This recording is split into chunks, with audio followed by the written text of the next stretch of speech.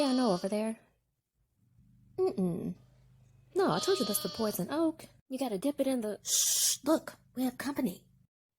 Hi, my name is Koha. Most people call me Eve, but that's just a common misconception. It's sort of an unusual name, but my husband gave it to me, so I refuse to change it. Some of the sheep in my pasture have trouble remembering it, so I got this pet koala to help out, but, well, he's around here somewhere. Okay, he's really not my pet. Anyway, that's not important. If you're here, then Christ must have sent you. Have you eaten yet?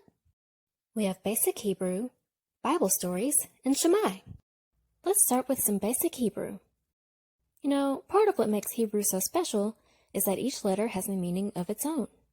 Unlike English and other European languages, many Hebrew words are built by putting letters together whose meanings contribute to the meaning of the word. This will make learning and remembering Hebrew words easier for you when you move further along in your studies. Let's begin with the first letter, L. This letter is the modern equivalent of A, Alpha, or Aleph in the modern Hebrew. But in our earliest records of the Hebrew language, it was an ox. Pronounced Ah, this letter represents strength and power, like that of an ox. It can also represent a leader, someone who possesses both strength and power, like a great king, a queen, or a mighty warrior. There are 3 phases of ancient Hebrew: early, middle, and late. The ox character we just learned was most commonly used in early ancient Hebrew. The Middle Ancient, also called Paleo Hebrew character for L, is a simpler-looking version of the ox head.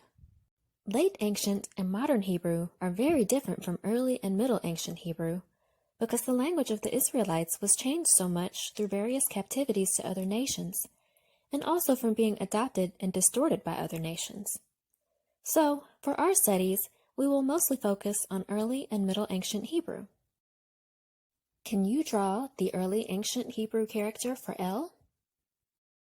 Nice work! How about the Middle Ancient or Paleo Hebrew character for L? Beautifully done! It looks like you're going to be pretty good at this. Would you like to learn one more? Great! I thought you would.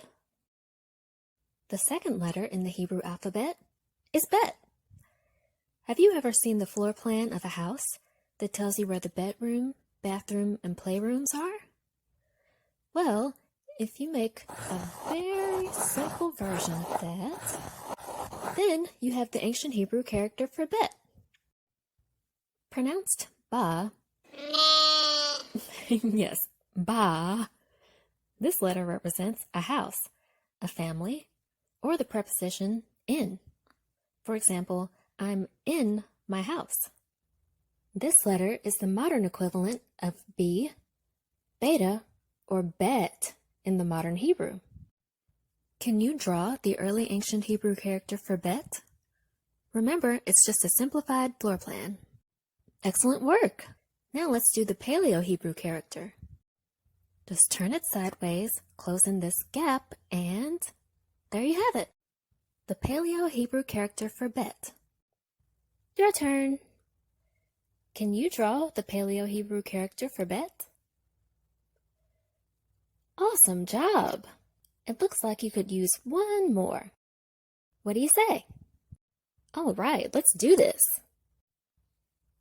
The third and final letter we are going to cover today. Hey, where are you going, buddy? We're not finished. Oh, I see. You were just showing our guests what the third letter represents. You see, in the early ancient Hebrew, this letter, called Gam, was a foot. Pronounced Ga, Gam resembles the foot of a stick figure drawing, and it means to walk or gather. It's the modern equivalent of G or C, Gamma in the Greek, and Gimel in the modern Hebrew. The early and middle ancient versions of Gam are very similar, so let's draw them together. Here is your stick figure foot for the early ancient. Now, just flip your foot upside down and voila! The Paleo Hebrew character for Gam. Pretty easy, right? You've done a great job today. Now, let's review. L, pronounced ah. Bet, pronounced ba. Gum, pronounced ga. It was a pleasure having you with us today. Hope to see you next time. Shalom.